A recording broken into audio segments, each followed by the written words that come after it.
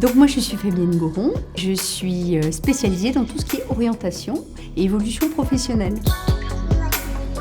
Ce qui est important, c'est que tu mettes le titre de l'apprentissage que tu souhaites, du métier ou voilà.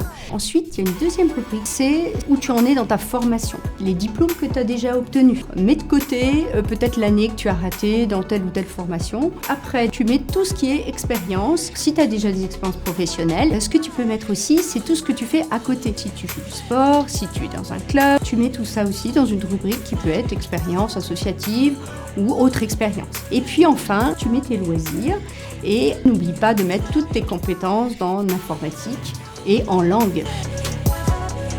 Il y a deux choses qui sont importantes, c'est l'entreprise à qui tu t'adresses. Fais un paragraphe sur le fait que tu t'es intéressé à l'entreprise. Tu vois à peu près pourquoi ils auraient besoin d'un apprenti comme toi. 2-3 lignes, ça suffit.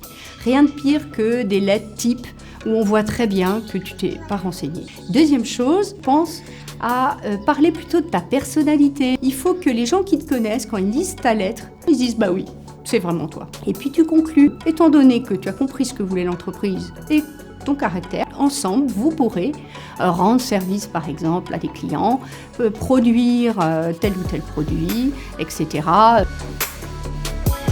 Tu trouves des modèles de CV sur le net. Word donne des modèles aussi. Tu vas sur un site, par exemple, comme Apprentips, où tu trouveras des tas de ressources pour tes CV, tes lettres de motivation. Tu peux aussi aller dans les CFA, au point apprentissage de la Chambre de commerce et d'industrie ou à la Chambre des métiers.